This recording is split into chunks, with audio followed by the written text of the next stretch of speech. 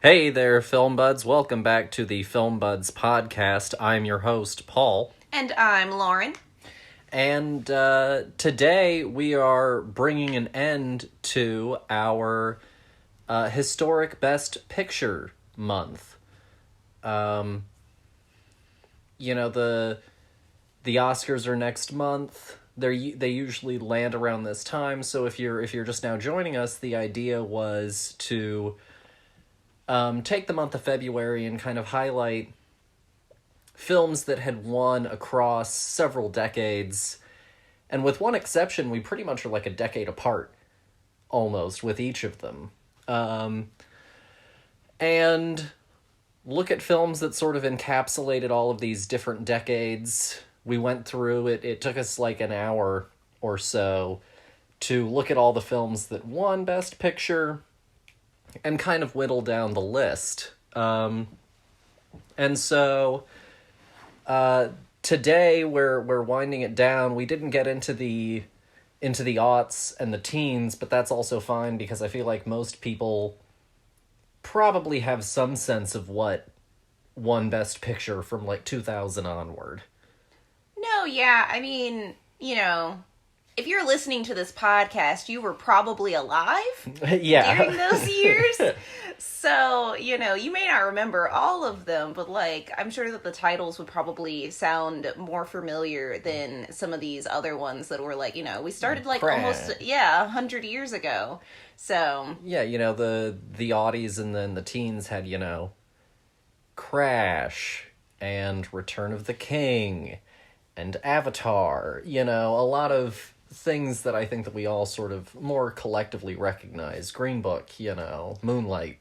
yeah, so I don't feel bad that we didn't get to more recent times, because I guess this was supposed to be more of like a history look back at how far we've come. And so doing the past year, a movie that came out last year isn't going to really help me go, historical, Yeah. It really changed a time period for the better or worse or etc. I really feel like I lived back in 2020, No, absolutely. And so we picked one from each decade, and so across the 4 episodes that we've had in February, we've covered, with this episode, 8 decades of filmmaking. So we we did the 20s, the 30s, 40s, 50s, 60s, 70s, and now here we are, 80s, 90s. And interestingly enough, within each episode, there are also sort of interesting little sub-themes as well. The first one is kind of a sound picture versus a silent film, and that sort of transition. Our next episode, it was 2 Elia Kazan films. Completely by accident. Can't reiterate that enough. Completely by accident. Because we really just went off of pure plot description alone. Yes. And maybe I should have known better because I'm a film person or whatever, but whatever. You don't know everything. And it's a learning experience. Mm-hmm. And then the 60s and 70s were both sort of tied to social themes at the time, the civil rights movement and the anti-war movement. And now we're kind of doing big, historic epics that are also told largely in flashback, which was also kind of totally by accident as well. Yeah, honestly had no idea how much of it was going to be it was 90% of the movie was going to be told in flashback. Yeah, the meat of both of these films is really told in their flashbacks. And so without further ado, today we're going to be doing the 1987 film The Last Emperor and the 1996 film The English Patient. But before we get too deep into that, dear, what have you thought of this journey? And you don't have to necessarily get into reviewing these films. If you talk about them a little bit, that's fine. But what have you thought of watching film? Film goes back from before 1927. But what did you think of sitting down and seeing film move from the silent era to 1996? It's been an interesting journey. I really enjoyed it. It was a nice kind of like quick run through of the decades of what, I know that not every movie of the decade felt like the movies that we picked, but I loved how each movie encapsulated their decade pretty exactly, in their own unique way. From our silent film of the 20s, with it being very theatrical and overacted, and having to push through the medium, to just a decade later being able to really have a lot of interesting dialogue, but that also being a play first, and having not having a lot of written film that is like original at that time period as well, to jumping all the way to like the 60s and 70s, of how far just like those basis ideas morph into talking about the political aspects of just everyday life of the 60s, from the Civil War, from the civil rights movement, and having a huge name as our black lead, and having him break boundaries as not just the happy-go-lucky black man, and getting able to play a part that wasn't seen. It wasn't a part of mass media as a whole. Any story about black people, especially from the 60s, was like pretty racially charged because of this fight for equality. And it's really great to see that boundary get pushed to such an accessible medium as well, and the history behind that. And honestly, coming to our latest movie in the 90s, really feeling the 90s in this movie. And if you, dear listener, if you've never watched like a lot of 90s films,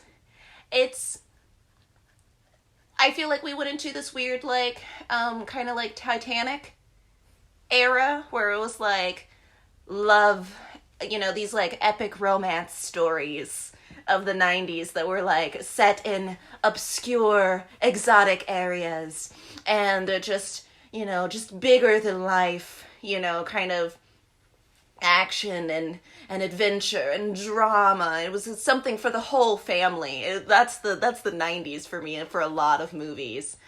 And it just getting to see how far not only the acting and the writing and all of these things go, but also the action and the cinematography, and how just from going from our 20s silent film all the way up to now, how things have gotten even bigger and better. We had planes in our 20s film, but now we've got planes, we get to fly, we get to do all these things and make it look so real without it having to be real. It was a really fun skip through time, I would say. No, absolutely. I did these kind of journeys in college, mm-hmm. So it was interesting to go and also pull from such a select pool of films as well, and discuss, what merits those had for the time, why they might be seen as the best picture, at that time. Mm-hmm. And why, even with any politics that might be going on, they captured audience attention, and critical attention, and awards contention, in their respective time periods.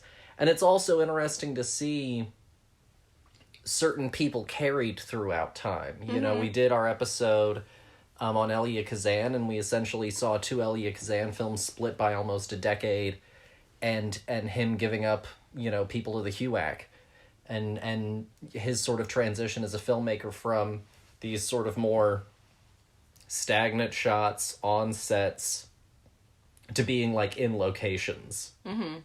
And the realness that brought.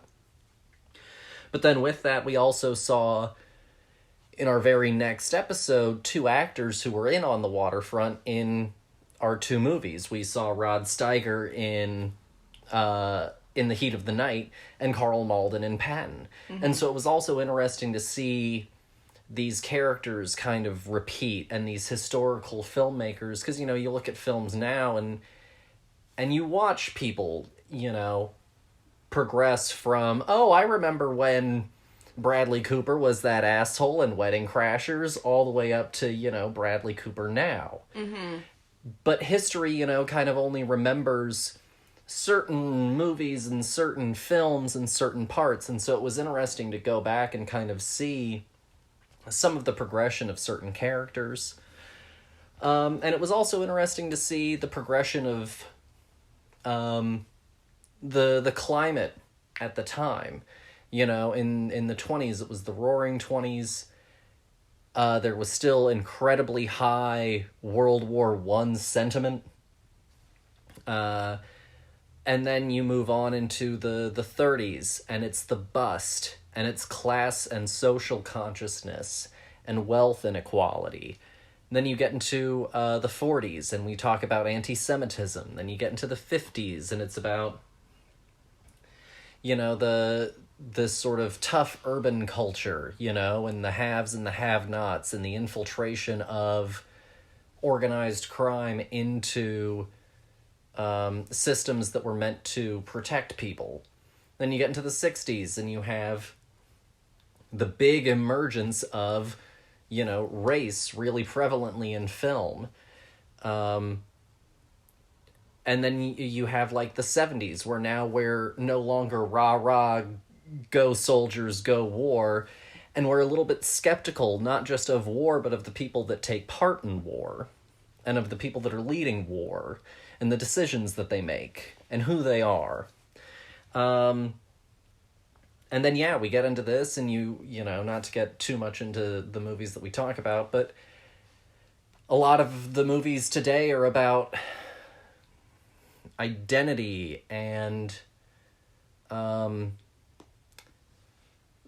lack of permanence of certain institutions, and how some things that everyone thinks are going to last forever don't, you know, and the folly of a certain type of arrogance as well.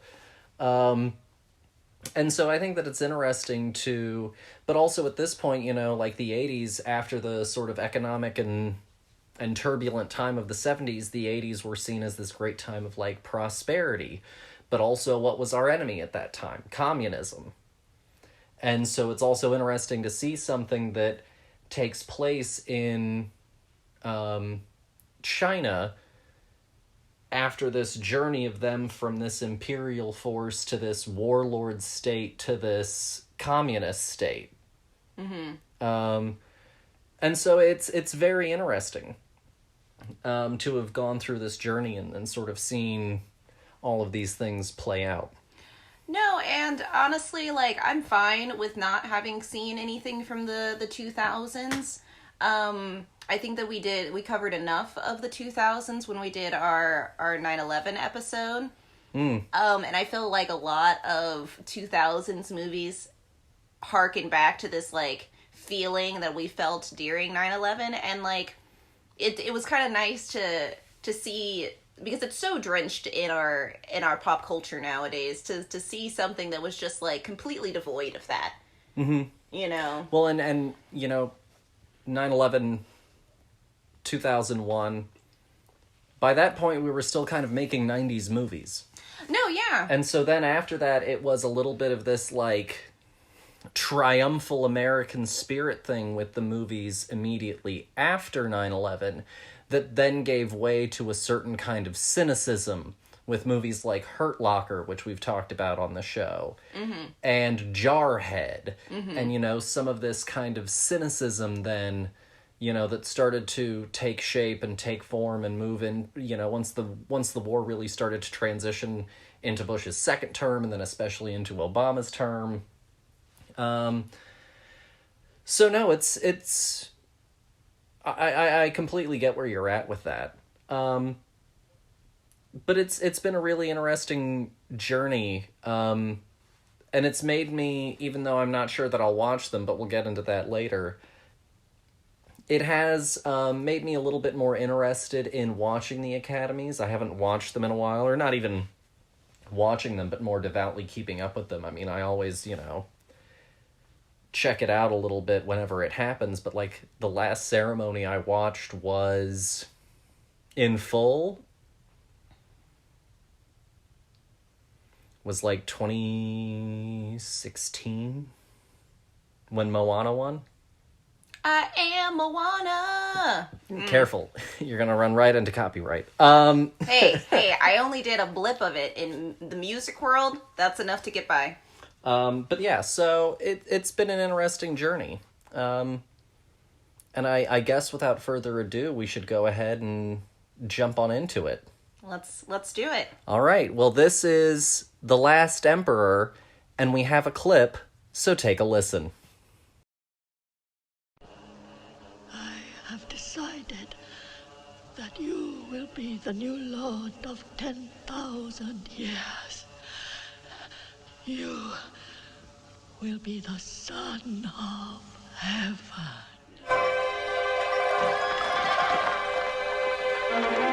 At the age of 3, he ascended to the dragon throne. As a boy, he was the absolute ruler of Imperial China. Stop! The Emperor will walk. So that was The Last Emperor. It is directed by Bernardo Bertolucci. It is written by Enzo Ungari, Mark Peplow, and Bernardo Bertolucci. The premise is the story of the final emperor of China. That's it. And Sorry. Our cast includes John Lone, Joan Chen, Peter O'Toole, Ru Cheng Ying, Victor Wong, Dennis Dunn, and Kari Hiroyuki Tagawa. So for a little bit of historical backstory, and it's a pretty big, broad, dense history that I'm not going to try and give you all of the deets on. But essentially, the last emperor of China, as he is referred to, was a man named Puyi.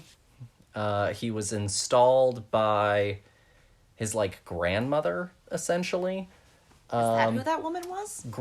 It's like his grandmother or his, aunt of some kind.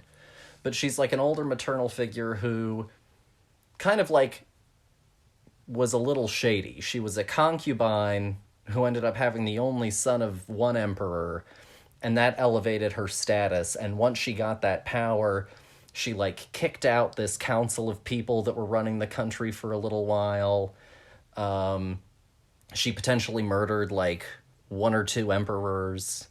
She had installed, if I'm not mistaken, Puyi's father as emperor, also as a child. And then when he got older, she thought that he would just do whatever she said, and he wanted to do reforms, and he ended up getting shipped into exile. Which is also, I think, part of why Mom couldn't come with Puyi to the kingdom. Well, and that's also why his father, is not a part of the picture. Literally at all. And so, then she did kind of the same thing, She, went and picked this other kind of, boy emperor.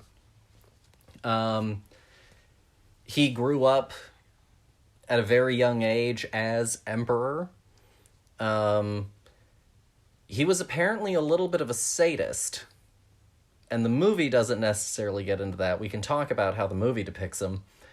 But apparently he would, on occasion, order certain servants to be violently beaten to a pulpy mess. That is not in the movie. Wow. And he ended up, in the movie, they have this passing comment of, like, he abdicated the throne, but apparently, like, all of his abdications were, like, forcibly.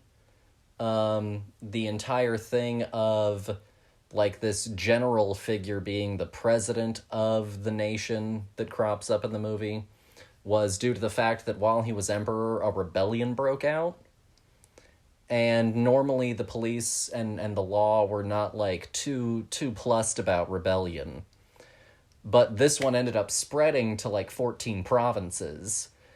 And the general at the time came to the family and was like, look, you can either take this negotiation bribe sort of thing that we've laid out for you, or we can go to war, but, I can't guarantee that we're going to win the war. So it would probably be smarter if we just took this payout. Okay. And so everyone in the family, like, agreed to the payout. And then a little while later, that guy ended up, sort of making himself president. And when rebellion broke out again, he went to war with those people and crushed them. So it definitely seems like he was angling a little bit for a power grab. Mm-hmm. He did, of course, have the English teacher come in. He was eventually, run out. A lot of the events of the movie are pretty spot on. Mm-hmm. But what the movie does neglect to discuss is kind of his role in some of those decisions, and also how brutal he was. He was apparently... It wasn't just that the next time he's emperor was kind of tough. It was apparently a full-on authoritarian state where the Japanese military had, like, entire control of that thing, and Chinese and Manchu and Korean people were subjected to, like, a poverty class. In the movie, there's the death of the baby via, like, injection. Yeah. Supposedly in real life, his wife's child that she had with another man was thrown while still alive, a little bit of a violence warning here, into a boiling pot. Ha! So he was not a nice guy. And so I guess kind of with some of this history in mind, and I can talk a little bit more about some of his other history that sprouts up as we go. But with that in mind, dear, what did you think of The Last Emperor? Man, they polished the hell out of this thing. Wow. And I thought that, like, he sucked in the movie, but, like, they really paint him as this kind of, like, I guess, like, Arrested Development kind of dude who's been able to do whatever he wants for his entire life and then can't. And doesn't understand why, and ends up, like, befriending the wrong people and getting into the wrong stuff in order to just, like, get his lifestyle back. But, like, just from this brief history lesson, wow, did they just, they polished the hell out of this thing. Let me just buff this out real quick. They took all of, like, the really, really nasty parts, because there's this point where, like, he's in well, the present part of the story. We as we talked about earlier, most of the movie is given to us in flashback while he's in jail in, like a reform prison, basically. Like, they're trying to, like, get him to confess to his crimes. It's kind of the Chinese equivalent of that time is like a gulag. It's like a corrective prison. Okay. And so, like, we get these, like, flashes to the present, and, he's reforming, and he ends up becoming, like, a delightful old man gardener at the end, and you're like, gosh, with just the movie in mind, you're like, gosh, this man was really not that bad, guys, and... Well, at least he got better in the end. Yay. But, like, I don't know. Fuck him. I think that's my takeaway. Gosh, I really wanted this to be, I guess, more historically accurate. Kind of like how Patton had its liberties, for sure. But for the most part, like, that was that guy. That was his words. This was how he was. Everybody who had interacted with him was like, no, he is Patton right now. Like, there's no denying how extremely accurate this portrayal is. Where, like, now I have to rethink my score of this movie, I think. Now, knowing that history is... Even if the events and the time and all of that stuff are accurate, I thought that, you know, of the two movies, I was like, oh, this movie is more closer to Patton than it is to oh gosh, I just forgot the name of the other one now. Titanic in the Sahara. English Patient. The English Patient, that's correct. Oh gosh, wow.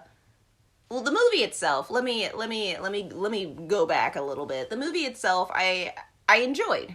I enjoyed watching it. I thought it was an interesting story. I am still pissed that it is not entirely accurate, but that's a me thing now, that I have to live with. But no, I really enjoyed getting to watch a movie that had a, like, 99% ethnic cast. Mm-hmm. It is so refreshing, especially, you know, even nowadays, it's so difficult to get just a whole bunch of people who aren't white together to make a movie. It's a bummer that it is a movie about the fact that they are Chinese and all of this stuff. You know, they couldn't just be people, but we're getting there, guys. We're getting there. But no, I thought that the acting was really great. I loved our lead. I don't know his name off the top of my head. Do you mean the older Puyi? Yeah, the one who plays, like, most of him. Yeah, John Lone. John Lone was fantastic. I thought that he was incredibly charming and interesting. I don't know anything about his career, but I think that he did an absolutely superb job in this movie. He was the bad guy in Rush Hour 2. He was the bad guy in Rush Hour 2? Yeah, Ricky Tan. Ah, that's a horrible name. Ricky Tikki Tavi.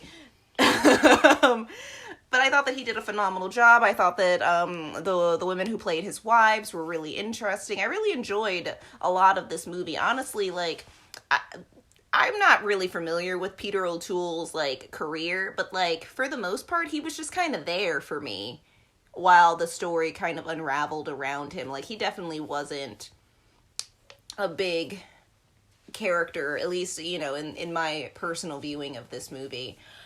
And it was kind of like a nice ride through history a little bit with, from a different perspective, which I really enjoyed, because nobody ever talks about, you know, I had never heard of this emperor. I never knew about his life. I thought it was great going from, you know, 1908 when he was a kid being crowned emperor at 3 years old to his eventual death in 1967, and getting to get a whole chunk of history that from a perspective that I've just never heard of or seen before, because of the fact that there are so many other things happening that we usually focus on more.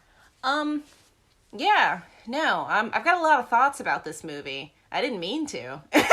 No, you're totally fine.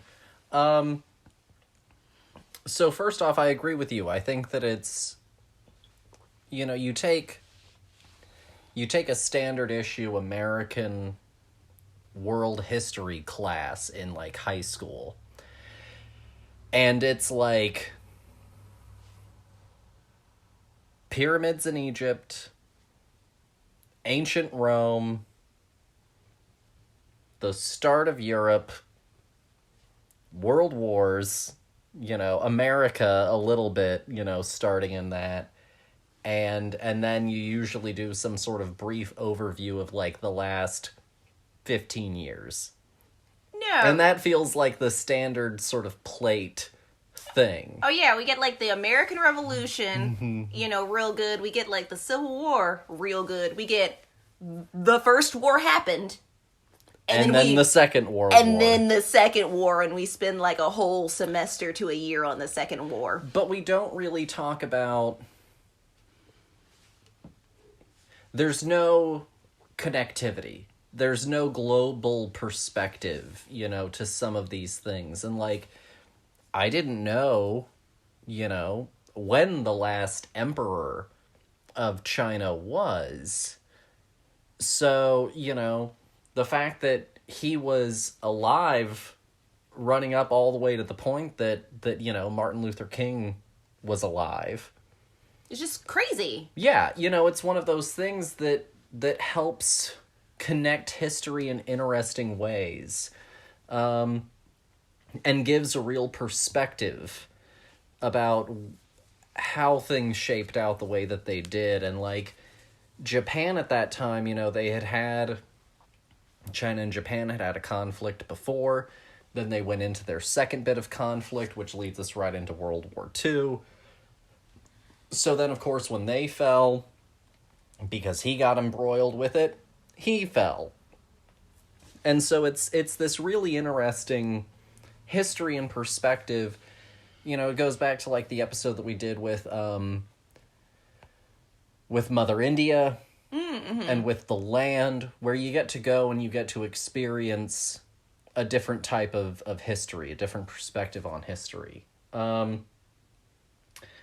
I think the cast does tremendous. You know, regardless of whether or not this is 100% historically accurate, I think it exactly does what it wanted to do, which was tell this story of isolation, about the impermanence of certain things, and the sort of folly, and this is what I was talking about earlier, the folly and the arrogance of thinking that certain things can last forever. Mm-hmm. Because he was the last emperor, and then here comes Mao Zedong, and, you know, there went Mao Zedong. Mm-hmm. You know, and so I think that it's a really interesting look at all of those sorts of things. It's a dense movie. It's 2 hours and 43 minutes, so about 9 minutes shorter than Patton. But no intermission, unlike Patton. Oh, gotta love that intermission, man. That thing popped up and I was like, perfect stopping point. And so I think that there's so much to this story, there's so much to his life, that I definitely think that it is something that could be explored again. But I think that for what Bertolucci really set out to do, I think that he hit the nail on the head, which was also to kind of present the circumstances that were going on, not even around him actively, but how they were creeping into his daily life. You know, we never really get deep explanations for the geopolitics of that time, at that time. But we see how it creeps in and forces him into certain positions and pushes him into certain places. And I think that it was really, really interesting from that perspective. No, I think that the movie does a really good job of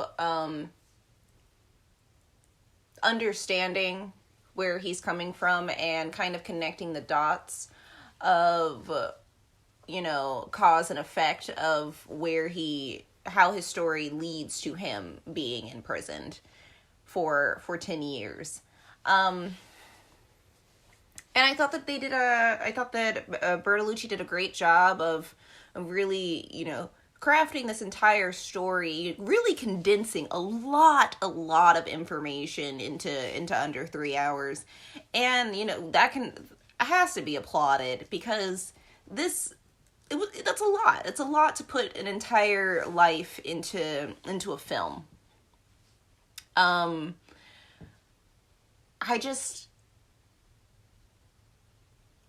also understand why they kind of sensitized a lot of the events of his life, you know, especially for the time period. You know, you still have to sell this movie. Well, and also he apparently did get Chinese government approval to film in Beijing. Oh. And use some of these places for filming. Oh, that's nice. And so I wouldn't be surprised if a little bit of that came with sensitizing the story just enough to make it a little bit more passable. No, yeah, I get that. My note for the movie is time. Time is such an important thing, especially in, telling somebody's life. It's a good way to set the audience in what they should expect from time, from what's happening, And I think that this movie was sometimes great, and other times I had no idea what year it was supposed to be. How much time had passed. Exactly, and it was really disorienting for a little bit, especially when we're going through his younger years up until the point where we get our main lead as adult Puyi. And it was just very hard to keep a hold on it, because you change so much from being a 3-year-old to being a 21-year-old, or however old he was supposed to be at that party in the 20s, 30s era, which is a quick fix. Give me a little title card at the bottom that just tells me what year it is and how old my lead is supposed to be. And I think that would be more helpful, because I had to really focus on dialogue in order to figure out at what point in time we were. And sometimes that was like 20 minutes into a scene. And so I felt it was very disorienting. No, absolutely. I'll say one thing, and then we'll jump into a little different part of the discussion. You mentioned Peter O'Toole. I think that his part is minimal, but I think that he brings all of the warmth and presence that he needs. Mm-hmm. And I think that if it hadn't been an actor as established and capable as Peter O'Toole, it wouldn't have hit the mark. It's kind of almost like Richard Harris with Dumbledore in the first two. Does he get as much screen time as Dumbledore, could get or would get in later films? But he brings everything that the character needs, moment to moment, scene to scene. And even though Puyi was not necessarily perfect or good, in real life, Reginald Johnston, who Peter O'Toole played, had a lot of, on a certain level, pity for Puyi, because at a very early point he realized that he was being lied to, that he was being sort of allowed to be this, because that also kind of allowed people to fleece him. A lot of the people that were working under him were stealing, from the palace, from him, that kind of thing. And, I've got all sorts of qualms with royalty and that sort of thing, but I think that he saw someone who was kind of left to flail violently sometimes, in order to serve what they saw as their own gain. No, and I think Peter O'Toole brings that to the performance, even though it's very minimal. I completely agree with that. And I do, for this character in this film, feel sorry for him, because his upbringing did perpetuate his eventuality. He was always going to be this ruthless, stubborn, childish figure, because he was, he had never been disciplined. How do you tell the Emperor no? Are you gonna spank the Emperor? After also telling them that they can do whatever they want, and that there are no rules, but then you can't then place rules upon this person, because it's contradictory. Mm-hmm. And also, their word is law, but also that's the problem with, I think, that him becoming emperor so soon in life. If Granny, or whomever she was, had lived for a few years longer, he would have been able to live as a commoner for a longer period of time and instead of, from 3 years on afterwards to just be able to do whatever he wanted. I think that maybe we would have had a different outcome. No, for sure. And by the way, I also do agree with you. I think John Lone did a great job. I think Joan Chen did a great job. Joan Chen broke my heart as his wife. God, she was fantastic. She's stunning. Every part of this movie was, like, just beautiful to watch. No, absolutely. And this is also, before we get to the digital age, this is when you had, the term a cast of thousands. This is when you had that. You had hundreds of people filling environments, filling sets, all of them in costume, all of the set decoration going to the end of the room. Yes, I mean, you could tell that these buildings that they were in were huge, and the rooms were just impeccable. It was to your point, it was just a feast of a movie to watch. And nowadays, we've got the 5 actors we need.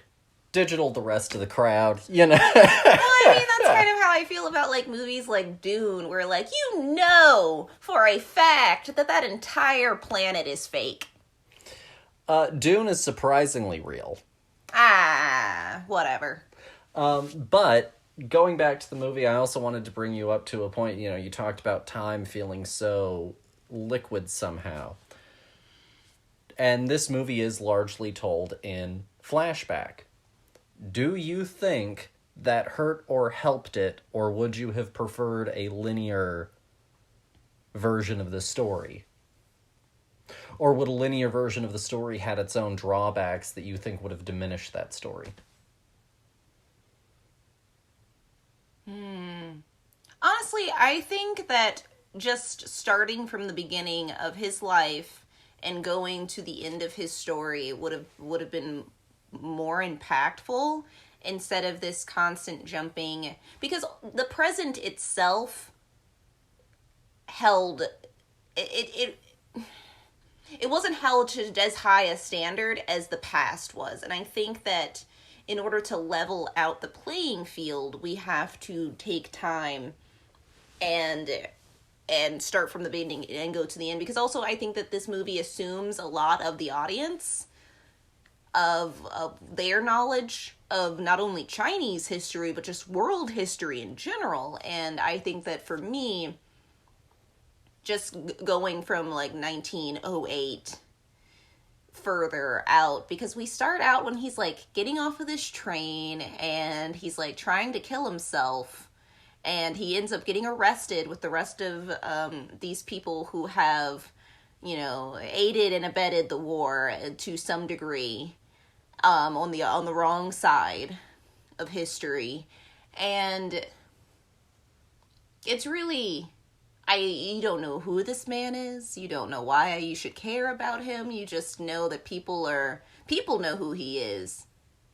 And now he's getting arrested. And I think that it would have been more impactful to see that journey, and to, once we finally hit that in the movie's timeline of him, siding with the Japanese and all of these bad things happening, and that super climactic moment of him, fleeing, that happens in, like, the third act, would have been more interesting if then after that we got to see him on the train getting off, and all of the things that we saw of him getting reformed and realizing how his life had negatively impacted so many people, and, like, finally having, like, an understanding of his impact on the world as, in that time.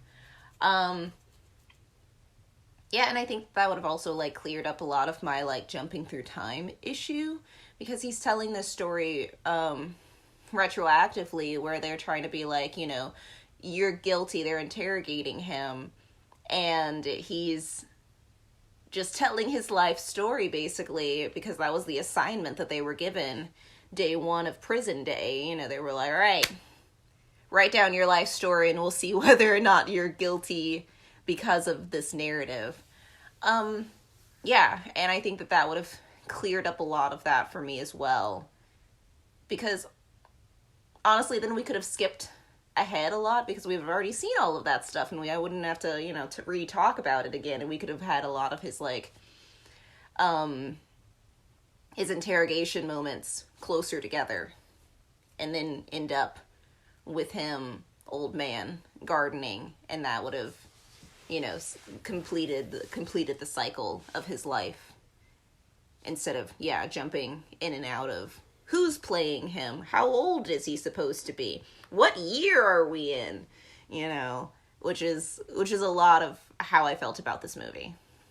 No, I think that's all totally fair. I think the only benefit that we get from some of the flashback element of it is the fact that there are a few moments where his story is told a little bit more through the Reginald Johnston perspective, where we do, for a brief period, get a little bit of an outsider looking in point of view.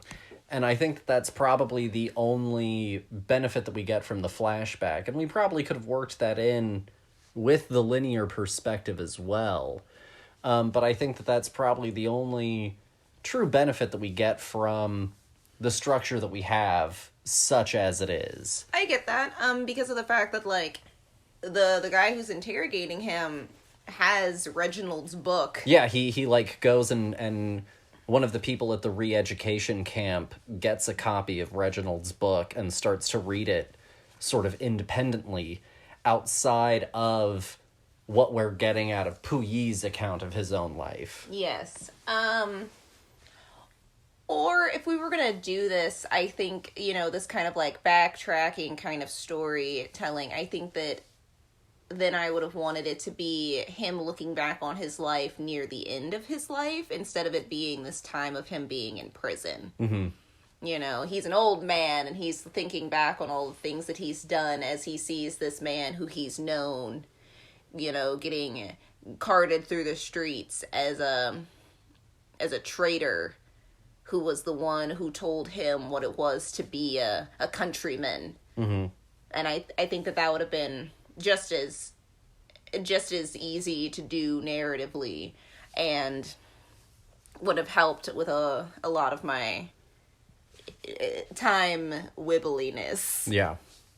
For my last little bit regarding him as an old man, apparently in his twilight years, once he was released from prison, he did work as a street sweeper, then a gardener, and on top of that, he was paraded around and, brought in front of dignitaries and traveling politicians and things like that, largely as a symbol for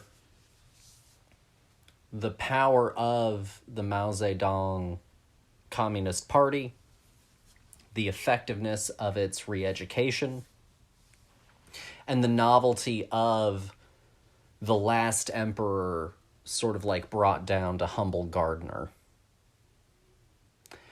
And I think that is also an interesting element that the story could have played with more. Mm-hmm.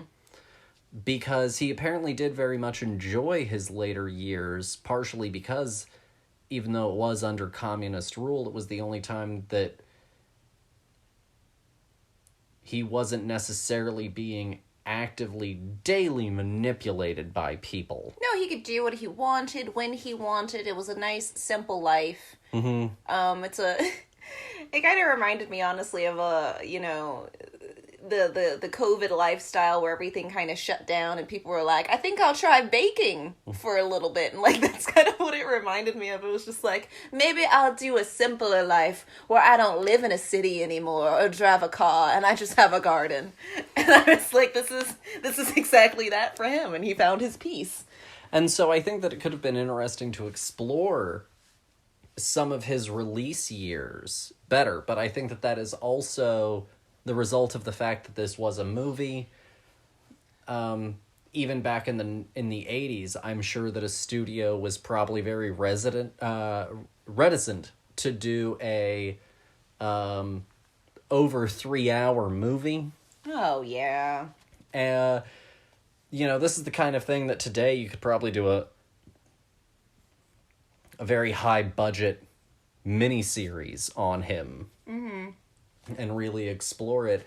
But I think for what the movie has, for what the movie aims to do, I think it's incredibly effective.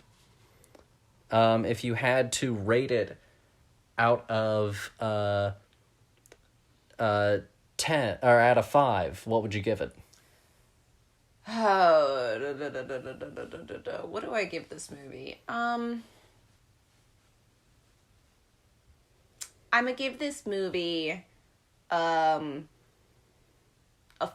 4, because I also thought of something else that I wish they had done a little. I think this movie was just a feast for the eyes, with some few things that really needed to be fixed. But one thing in particular is I do not speak Chinese. And so I wish that there were more just like general... Or like whenever they showed a sign... Yeah, I wanted to know. I felt like I was missing out on a lot of information as a viewer, as an English-only speaker. Even though the entire movie was spoken in English, there were times where it was like, all right, they're going to sing a song now, and we don't get to know what they're going to saying. Sing a song, they're going to show a sign. They're going to do something. And I was like, man, especially at that ending point where he was like, with the communist movement, and I was like, what do their signs say? What are they singing? I want to know. And they were like, no, you don't need any of this stuff. I was like, boo! But I think that this movie is very, very interesting, and I would definitely watch it again. So yeah, I'm gonna go with a 4. Okay. I think I might go 4.5. Okay. I was pretty taken with it. I thought that it was interesting. I thought it was thoughtful. And I look forward to rewatching it and also expanding my knowledge on the history. I did a little bit of a research dive, and I think that I would like to know more. This is definitely, between like this and our international month,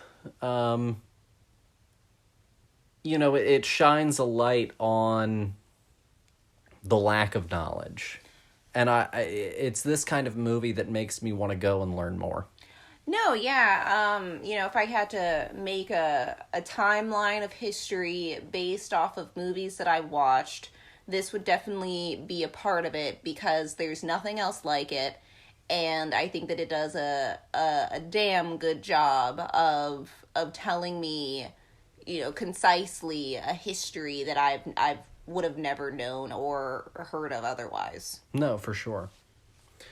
Well, with that said, I guess we'll go ahead and jump into our next film. And this is The English Patient, and we have a clip, so take a listen.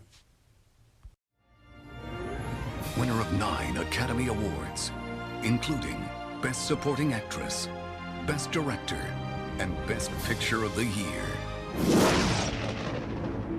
They found him in the desert, a man with no name. I think I was a pilot. And no country. Anybody remotely foreign is suddenly a spy. A man they called the English Patient. Why are you so determined to keep me alive? Because I'm a nurse. So that was The English Patient. It is directed by Anthony Minghella. It is written by Anthony Minghella, based on a novel of the same name by Michael Ondaatje. I'm sorry if I'm saying that name wrong.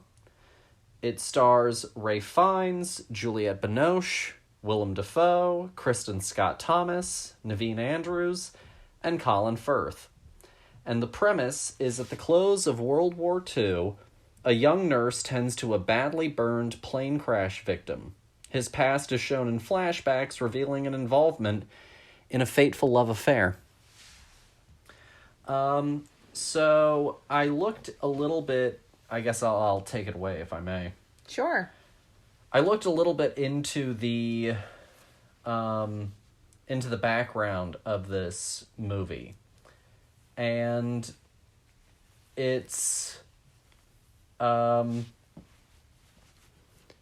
the book is largely told in a non-linear timeline, jumping around between perspectives and time.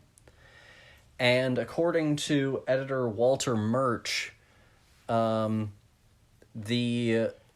book has a little bit more of a balance between the two love stories, the one that takes place in the past and the one that takes place in the present.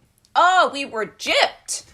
And so, that's apparently one of the big differences, is that they make it A, more linear, and B, focus a little bit more on one of the two dynamics more than the other. Without getting, too deep into it. As far as how I felt about this, The English Patient is one of those that, for some reason, and maybe I'm wrong about this, I feel like as this movie aged, people felt like it was one of those undeserving Best Picture winners.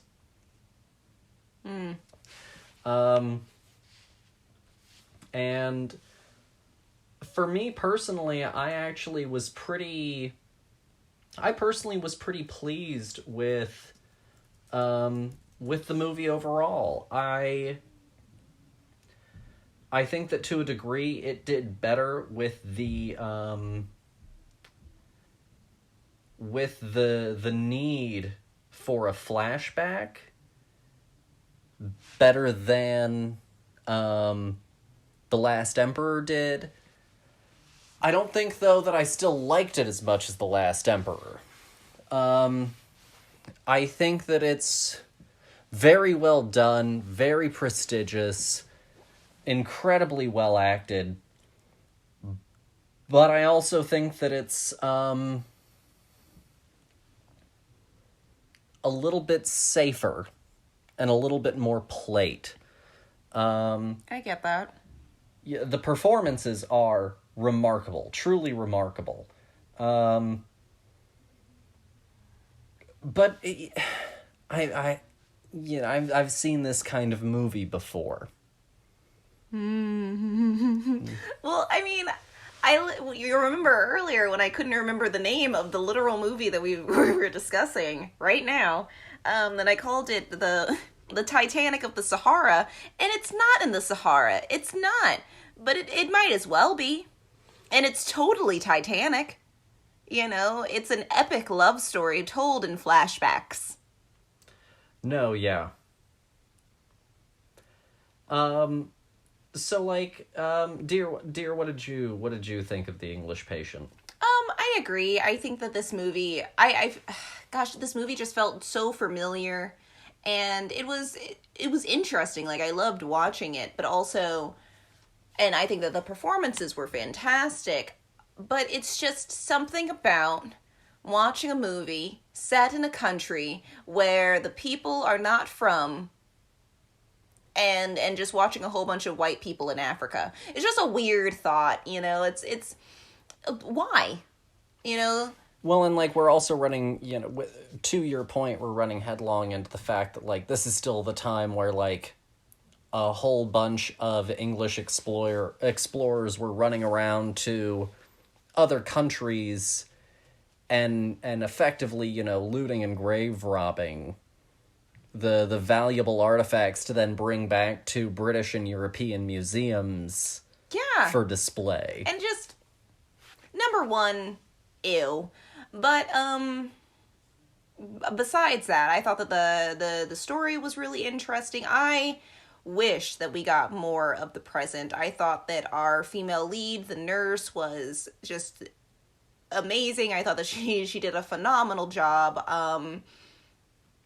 I loved her and Kip. I thought that they were so sweet, and I loved their love story. And then they were like, oh, but forget that for this dude who's literally having a love affair with some other guy's wife.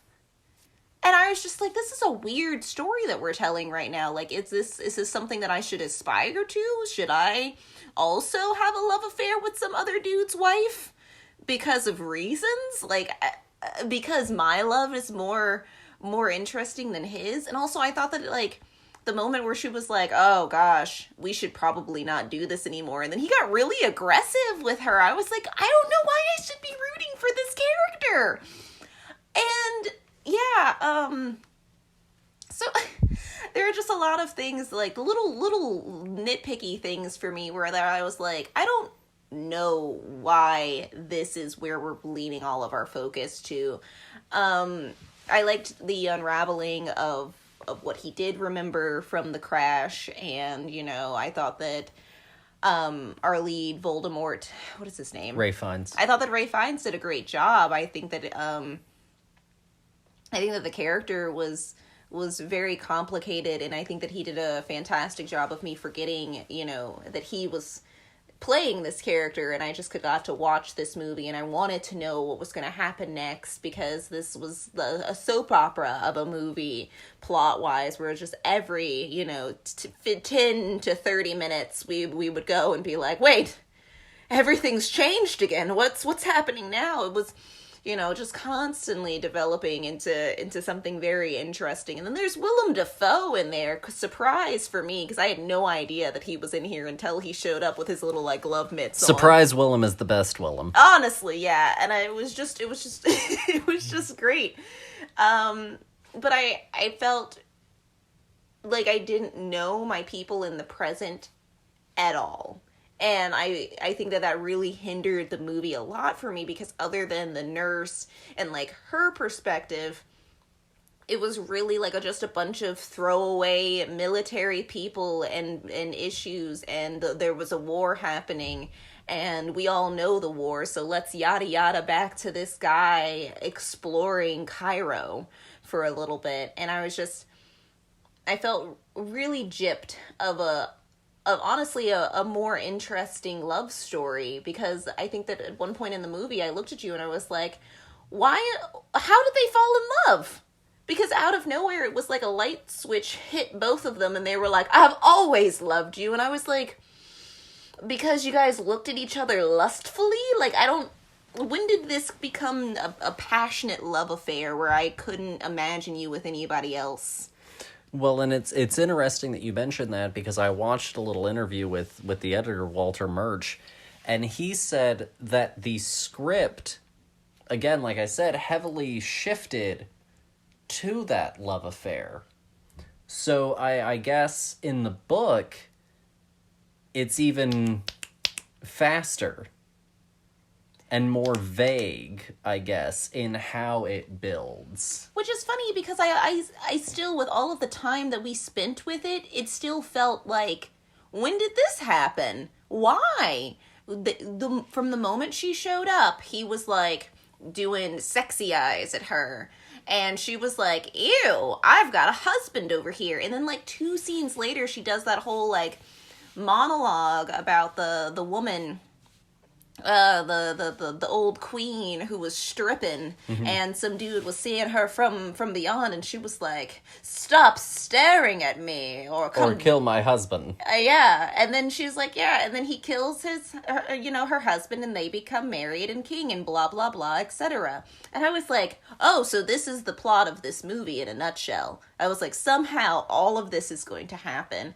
And it happened almost instantly, and I was like, what, why? Because they had that one night in the car buried in sand where they were like, he, like, touched her hair real pretty, like, and she was like, nobody's ever touched me like this, even though her husband was in love with her, and, like, would shout it from the rooftops how much, like, he truly adored this woman, and this, like, mysterious man comes along, and she's like, no, I'm more interested in him. It just didn't make any sense to me whatsoever. And I really, really enjoyed our nurse, and, like, that whole thing, and, like, Kip's friend. Who was he? It didn't make his death any more impactful, because I don't even know that character's name, and I felt like we really got, like, hammered down with, like, a very almost generic love story that didn't really make any sense, that was pretty much all fueled by a passion and lust that the audience didn't really get to experience, which was such a bummer. Because we saw, like, this budding romance happen on the other side, and they were like, push that away for this weird affair that we were going to fantasize about. It felt like we were watching a movie version of a romance novel. No, that's pretty fair. And, like, Anthony Minghella apparently felt like the whole book was about the futility of nationality and borders and who are we, who am I, you know, and largely about identity. But I'm not sure really that the movie ever touched on those tones. No, and because it was so dick deep in this love affair. And I think part of the other problem with that is that they wanted to almost, and maybe I'm misreading this. You can tell me if I'm totally wrong. Okay. I feel like they almost use the present and the flashbacks to kind of create a mystery. Yeah. But the problem is, we already know it's Ralph Fiennes. Yes. It's very blatantly him. He's not disfigured enough for it to be a question. Yes. Of, like, is it Colin Firth in that makeup? Is it Ralph Fiennes in that makeup? It's Rafe. So, like, it feels like they're trying to create this big question mark. Yeah. And some of the reveal is a little tragic. I was a little bit, very, it did impact me, and make me a little bit sad in its ending. But I feel like it's trying to create this mystery. And I think that some of the issue about, like, identity and boundaries and why they do or don't matter, where he's like, I finally just became an English patient, is also undermined by the fact that in the novel, he's Hungarian. Is he really? And I don't think that it comes, even if you wanted to tell me that he went and had, like, a Western education and got a little bit more of a Western accent, but I think the fact that we cast distinctly British icon Ralph Fiennes as a Hungarian. Well, that's how I feel about the beginning part where they're like, taking care of him, and they're like, well, what's your name? Where are you from? And he's like, I could be German. I could be this. Who knows what I am? I don't remember a thing. And I'm like, what are you talking about? You're British. You sound like every other British person here. And I would be baffled if the man who was, like, writing down your information was like, maybe he is German, because you don't have a lick of an accent, and just because you can speak German does not mean that you are German. What do you mean? Your amnesia gave you this accent? That's crap. And so I think that part of the other big problem with this movie is, honestly, even though I think he did a good job, by casting Ralph Fiennes, but also not making it more ambiguous who he is. They were all British, and they were like, here we don't have to talk about borders or anything. Like, this throwaway line later, when they're, like, in Cairo being like, oh, gosh, here we can just be whoever the hell we want to be. And back home we have to be people with fences between our countries and blah, blah, blah, etc. I was like, what are you talking about? You're all British. And so I think that part of the problem is the casting of Rafe. Yes. And, what's interesting is that both this and The Last Emperor use this sort of, like, book as a storytelling device. Mm-hmm. But I will say that I think the book is more beneficial here, if only because the book of his copy of Herodotus has a certain amount of personality and actual, like, textual moments that link us back into the past more than in The Last Emperor. Well, I also think, going off of that, things that I did enjoy, I agree. I think that it was just an effortless transition back into the past, whether it be, him dreaming, and then we would come back to the present, and he would wake up and realize that it was all, just a dream Or again. Willem Dafoe feeding him, like, certain words that triggered certain memories. No, yeah, or, you know, a smell or a sound or something that would, like, bring him back in his very dying state that would bring him back to this story. I just felt like the story itself, if it hadn't been for all of the amazing acting, would have just fallen flat. Like, I didn't believe it. And I felt so bad for, you know, Colin Firth being cucked in this movie, because I also felt like he did a phenomenal job. I thought that his character was more interesting and had more more ebbs and flows and emotion, and you know, I thought that things impacted him far more than it impacted our lead, you know, other than the fact that it was Ralph Fiennes. It just didn't. He himself was very disconnected and very, you know, like an aloof character, but like not in like an interesting way. It was like, I think that this guy might be a scumbag. And then out of nowhere, she was like, I've always loved you, even though you stalked me in the bazaar one day. And I was like, just why? I will say this, I did enjoy getting to see, there are a few moments where you get to see Rafe laugh and smile or be drunk.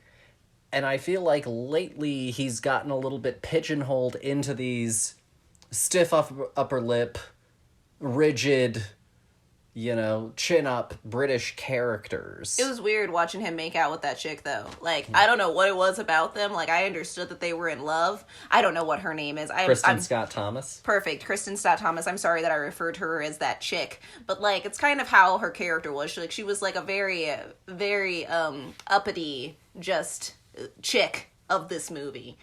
But watching them make out really close up, I was like, this is just an odd visual. Like, some people you can watch kiss and you go, oh, this is good, but I was just like, I'm good.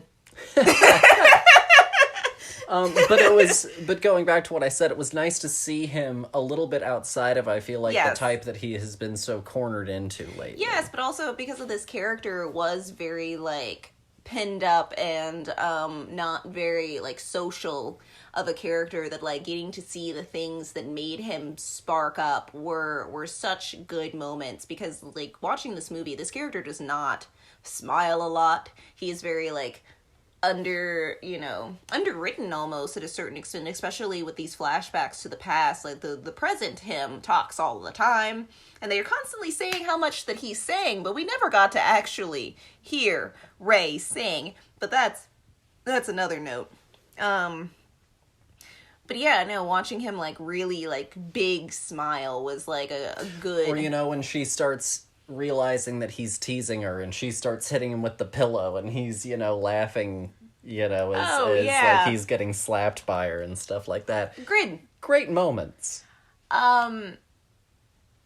Oh gosh, you started talking about that and it made me instantly think of, like, the tub scene where, like, we get to see, like, her fully naked, but we don't really get to see him fully naked.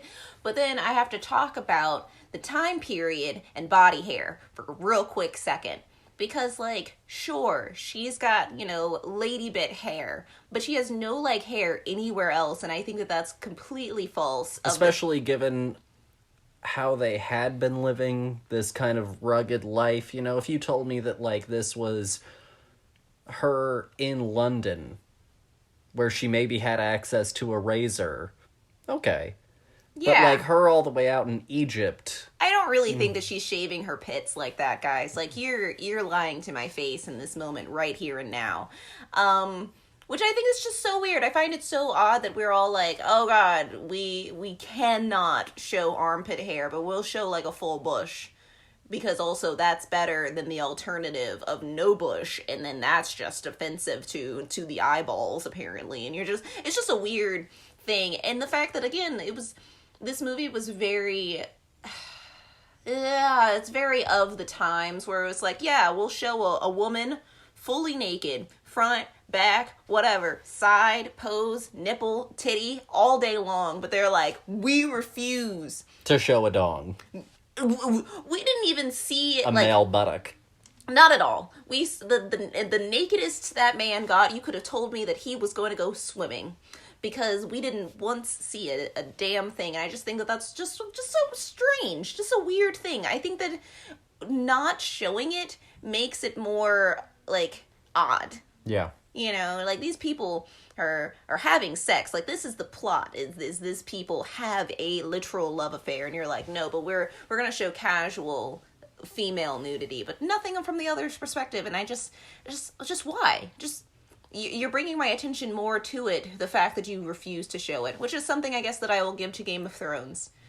They did it too much and unnecessarily, but at least they did it. No, absolutely. Before we, well, I'll go ahead and I'll jump into this. So, if you had to rate The Last Emperor out of 5, or not The English Patient out of 5, what would you give it? I mean, I can rate it again if you want. Okay, let's see. The English Patient. I enjoyed watching this movie. I enjoyed, beginning to end. I thought it was a really, really good movie. I understand why it was picked. Now, with that being said, it is almost entirely just another love story. And I will give this movie a 3.5. I'll go 3.5 as well. So I forgot to bring this up with the last one. So The Last Emperor beat out for Best Picture Broadcast News, Fatal Attraction, Hope and Glory, and Moonstruck.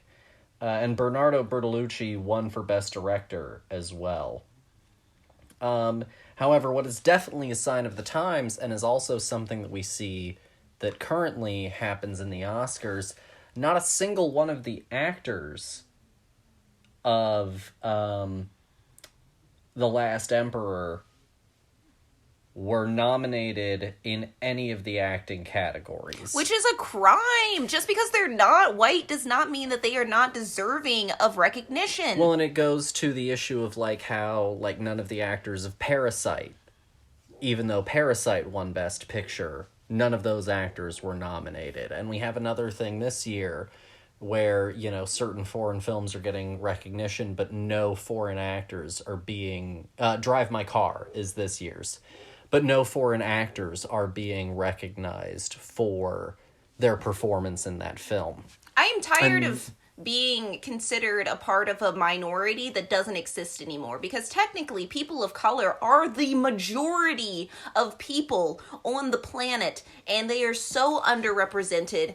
To actually get equality, it would literally be how many people are nominated? 5 or 6? Mm-hmm. It would be one white person to everybody else being a person of color. So I think it's just so baffling, but that's also because of the medium itself is so white centric, and that's why I think it's so hilarious that we had a whole movie set in Africa based on English people.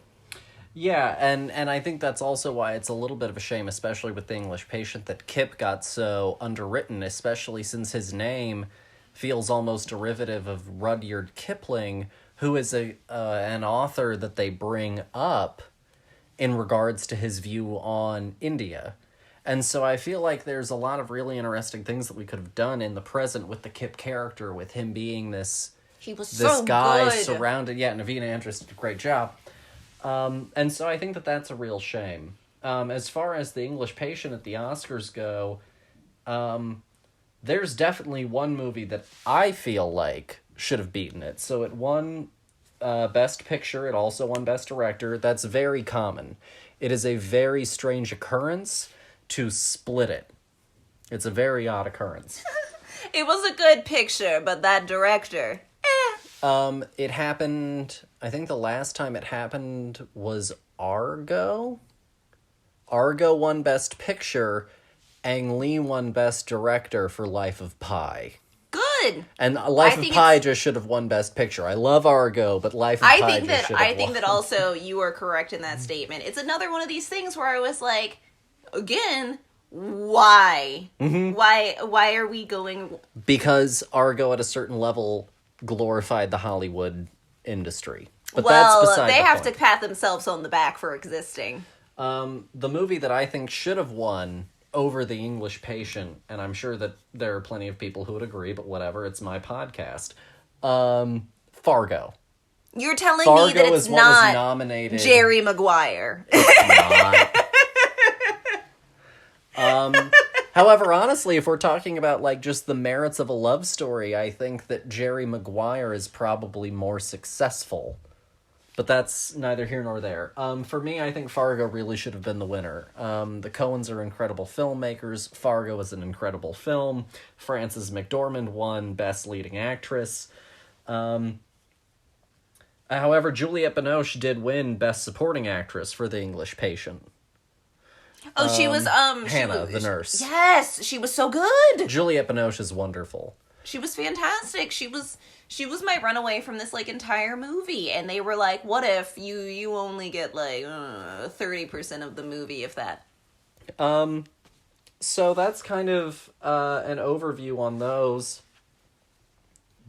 Going to a little bit of a tangential but similar idea, one movie that I think used the notion of a notebook, a book, what have you, a diary, that also was told 90% in flashback, but I think it worked better for a more recent example, The Curious Case of Benjamin Button. Oh, good. I'm glad that you said that, and because my entire time I was over here being like, the Notebook, the Notebook, the Notebook, No. the Notebook. Curious Case of Benjamin Button, because the Notebook becomes the fill-in for the character that we don't have anymore. You know, it's leading up to this moment of confession, and it's very clear in when and how much time is traveling in between these points. No, because we also have like a very consistent narrative the entire time of actually hearing the words coming from the notebook itself, whereas like in this movie especially, it was his copy of this book that he had shoved in memories into kind of like a scrapbook, but at the end of the day it was Herodotus, yeah. Yeah. That's what I was gonna say, exactly. That I hadn't forgotten the name of that book entirely at all. And so for me, I think that that's like a more successful example. If I was going to rank the three uses of like books to go back, it's probably, you know, across a film that we didn't review and the two that we did, it's probably Benjamin Button, English Patient, Last Emperor. Even though I think Last Emperor is overall a more successful film, I think that's probably the weaker point for flashback usage and the usage of his book and all of these kinds of things. No, I get that. And just to clarify, I don't really actually like The Notebook, but I also think that The Notebook is just a better love story than The English Patient, while also, you know, just hitting all of those same kind of emotional beats that the English Patient was trying to do. I just think that it's a more realistic, believable tale of two people falling in love and what all that entails. But also you were like talking about, you know, a book over and over again, and my brain was like, gosh, it's just The Notebook. Like I knew you were going to say it and then you didn't. Nope. So that's pretty much all that we have for the reviews. The only other thing that I wanted to, well, I mean, you know, we'll talk about a few more things, but one thing that I wanted to bring up was,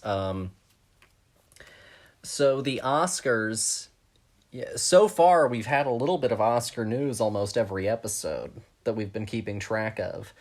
This week's big thing was, in order to try and keep the telecast short and quote-unquote save the Oscars, and they do this like every year. Every new producer that they bring in is going to save the Oscars. What does it need saving from? Itself? Low viewership.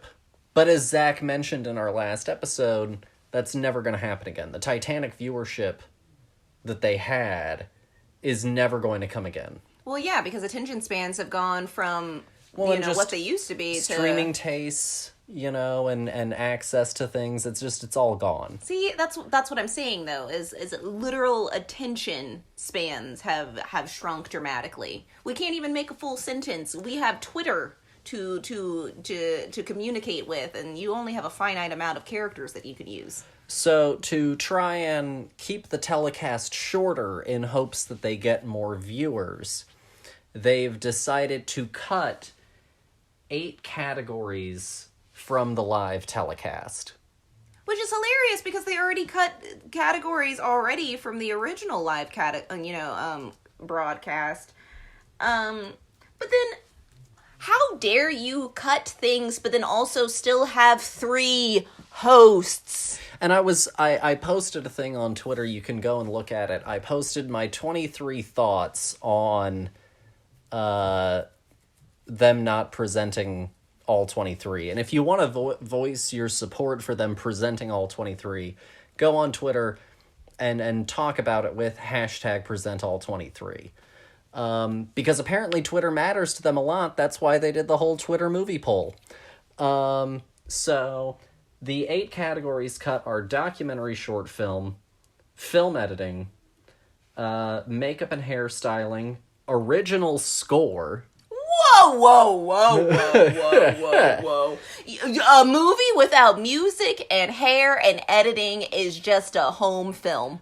Production design, animated short, live action short film, and sound design. So got rid of my follies. I'm done. First of all, as I mentioned if you go and look at the list that I posted, taking away the short categories is one of the... First off, taking away any category's chance to shine is rude. But when it comes to the short categories, we're talking about profoundly independent filmmakers who saved and scrimped and worked their fingers to the bone to do something that is incredibly hard. Do you know how easy it is? This is going to sound insane. Do you know how easy it is to tell a story in 3 hours? Incredibly easy. You can just piss away time. Do you know how hard it is to tell a complete story in 5 minutes? And to especially go and look at like a documentary subject and go, I'm going to encapsulate not just, information about what this is, but my perspective and my thesis on this topic in 20 minutes, even though it could easily take an hour. I can see you guys' time right now. A, get rid of 2 of your hosts. They're unnecessary. I've saved you so much time right there. B, get rid of half of the host time and all of the talky talk. Yeah. Done. Boom. Honestly, fuck it. We could have Siri doing the whole thing. I do not care. Yeah. Honestly, it is ridiculous. It is absolutely offensive that you are willing to promote some categories over others, even though all of this work goes into making the thing that you consider the best. So without any of these categories, you would have people in whatever the hell they wanted to put on that day walk onto set, a blank stage probably, and just say some lines, and then that's it. You have to do it like almost theater at that point. And it's just absolutely baffling to me that people are like, oh, but they're not Bradley Cooper, so therefore I don't give a damn about the person who hairsprayed him. Well, and a point that I make in my list that I'll also make here, as films and their productions become more diverse, you got to think about who's also watching this telecast, right? Because the truth is, it's not Joe who watches the Super Bowl every year. It is people like me. I grew up watching Oscar ceremonies. And so as productions and films become more diverse and more inclusive, younger generations are getting an opportunity to see someone that looks like them celebrate joyous victory, telecast to thousands to millions of people, where they get to go up and stake their claim and celebrate and be genuine in their messaging. And that's a powerful thing for a young person, who falls on the LGBTQ spectrum, who is of color, who just doesn't feel like they have a place. To see someone, go up and on that stage celebrate, and they get to celebrate with them. And as I mentioned in my post, who are you to take that from someone? I couldn't have said it better. It infuriates me to think that you're willing to cut corners in one of the only things that we've gotten from this pandemic that is worth celebrating. Film is so just transcendent. It can bring joy, it can bring sorrow, it can bring understanding to so many different people, and minimizing an entire field, getting rid of things that you consider worthless is going to perpetuate that mindset in future generations, in current generations of people who will go, well, why should I care about the sound design? I don't ever think about that. Or, why should I care about hair and makeup? Especially when some of these films are 100% based around this whole entire path, this whole entire career, occupation. You literally can't do some films without them at all. And I think that it is just ludicrous. I did not grow up watching the Oscars, but I did watch the Tonys. And it would be absolutely ridiculous if somebody was like, we're just going to get rid of choreography. We don't need best choreography. Get rid of set design. Get rid of lighting. we don't need these things. Who cares? It doesn't matter. I don't need to see or hear or do anything, as long as my famous person is on stage. I don't give a damn. And it is just absolutely offensive. And then you're over here being like, but what if we have 3 people who nobody nowadays really cares about? No offense to them. But they literally put out feelers and they were like, please, somebody, anybody, I don't care if you're a trucker, please, can you host the Oscars? So frankly, if you're willing to go to those links, but then also jip a whole bunch of categories, boo on you. And frankly, I feel like you're going to lose more people than you fucking gain making it shorter. Well, and if I'm not mistaken, I can't remember the exact verbiage of the theme this year, but it's like, it's desperation. No, each Oscars has a theme, and apparently the theme for this year's, and this is also why it makes it, I think, particularly a spit in the eye and egregious, is like the theme for this year is essentially like unity in the movies. Shut up! Shut the front door. This is a farce. Yeah. We're living in a farcical reality right now. Unity in the movies, but you 8 don't matter.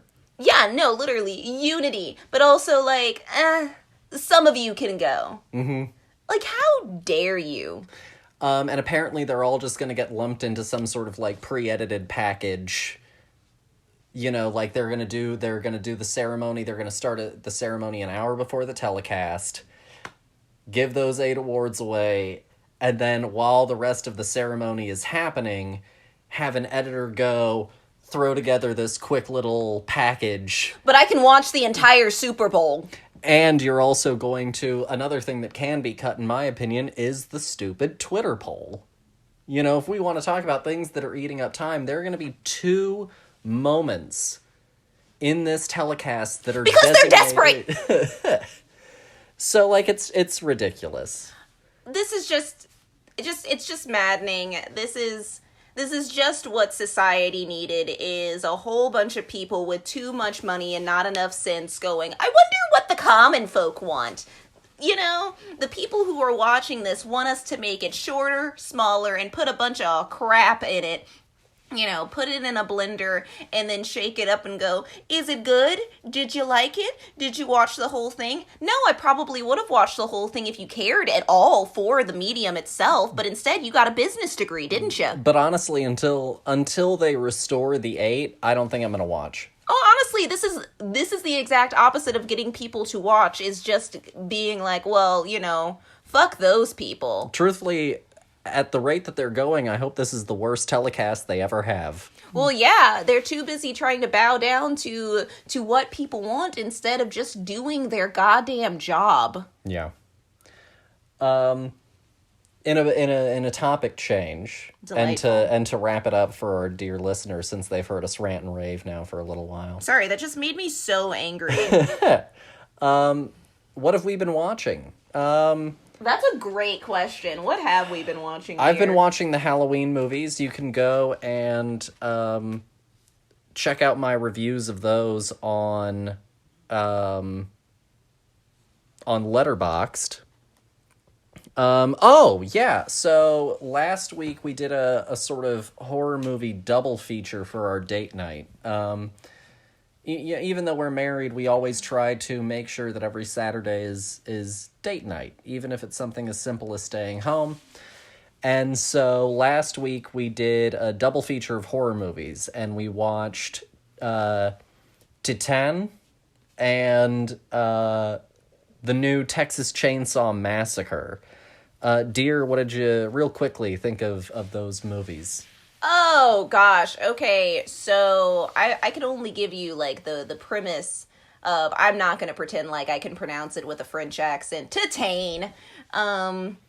Woman has sex with a car, has hybrid baby, but all the while, that's like the B-C plot of this movie. The real plot of this movie is she goes on a murder spree and has to evade the law. Mm-hmm. And wow.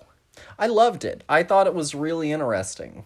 This movie, I did not know what was going to happen next. And I think that that's such a rare thing when you watch so many movies, is genuinely being surprised. I think I like this movie more now than I did watching it.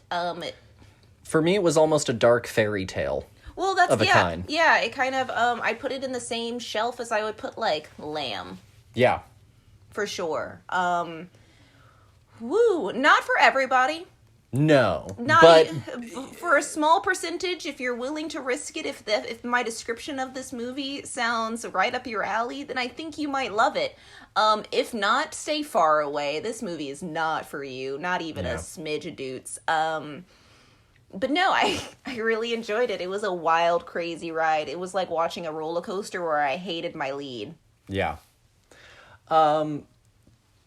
I think that you did a good job with that one. I'll talk a little bit about Texas Chainsaw. I thought it was a blast. I know that, like, certain people have not enjoyed it, but actually it was the second most watched movie or bit of Netflix content for, like, the last week. And, again, even though I think some of the politics of it are a little bit muddled, it's a fucking hoot. It's a comedy. It's right up there with, like, Evil Dead 2.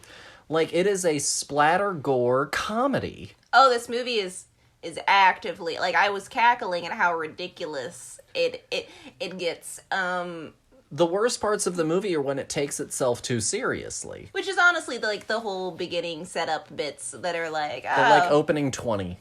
Yeah, but after that, once the roller coaster hits that first downward, like, whee! Like, there are no rules! And it is, I think that, to your point, it is actually, like, actively making fun of, like, horror remakes as it's making fun of legacy sequels regularly. No, I mean, like, it was just too good. It was too funny. No, I had an absolute blast with it. Actual cackling in this movie, because there were so many times where I was like, this can't possibly be where they're going, and then they would swerve so hard into it to the point of just sheer ridiculous. Oh gosh, when he yeeted her down the stairs. Yeah. That was perfect. But that's pretty much all that we've been watching. Like I said, I've been rewatching the Halloween films, which is for a project that I'm working on that I'm very devoted to. And so, like I said, if you want to go and catch those, you can go and look at my Letterboxd. I've been reviewing them all and ranking them and stuff like that. Or you can go to my Twitter, or the Film Buds Twitter, and I've posted links, I think, to most of those reviews as well. And then the only thing that, like, we're gonna try and catch is the 50th anniversary of The Godfather that's happening this weekend on the big screen. See. I mean, honestly, like, I haven't been able to watch anything because of work, but I did start an audiobook because half of my job is just sitting around waiting for work to come my way, called News for All the People. I've gotten through the introduction, and I've finished, I believe, chapter 1 of it, and it's really interesting. It's a history of, basically, like, news as a medium, and it's been really interesting to kind of dive into, the untold stories, because of the fact that, like, most of our news is, especially in the US, is very white-centric, and getting to learn about the struggles of people of color trying to get their voices heard, and getting a more well-rounded version of history out there instead of just one person's perspective. It's been really interesting. I thought it was, I've been enjoying it. Good. I guess that pretty much wraps up all that we have for y'all. Next month, I'm trying to land some guests. We were supposed to have some guests this month, but they didn't really quite work out. We'll get them on. But next month is going to be Women in Film all month long. Woo! I need to work on that lineup, both in terms of movies, but also in terms of finalizing our guests. One idea that you should, potentially look forward to is anime films directed by women is potentially going to be one of the episodes that we do. I'm super curious about that. So keep an eye out for all of that. Keep following us on all of our social media. I know that I've been harping on it a lot lately, but please, honestly, if you feel so inclined, go and give us a review. March 1st is when they officially begin opening up the deadline for becoming Rotten Tomatoes certified. And we haven't gotten, to that 200 goal, and that doesn't mean that we won't get certified, but it would really mean a lot to us and really help our cause if you went and gave us a review on Apple Podcasts. And if you've already given one us, and it's giving us one, and it's been a while, drop another, drop a few. It doesn't matter. I don't care. Tell someone about, an episode that they think they might like and ask them to do it. Also, a little plug for some other upcoming content. March 7th, you can go and read a review that I wrote for a movie called The Seed. It's coming to Shudder. It made the indie circuit. Shudder picked it up. Reviews are embargoed until the 7th. The movie comes out the 10th. But you can come to the Film Buds, either our social media where I'm going to post links to it, or just go to thefilmbuds.com. March 7th, we're going to have a written review on a brand new piece of content before it even comes out, to the general public, and so you can go and read my written review on that. Ooh, how elite. Beyond that, I'll leave the show on this. These are turbulent times, I will put, without getting overly into the weeds on it, because I know that you don't come here to listen to me prattle on from a soapbox. Ugh, when are they not turbulent times? Welcome to my life. But,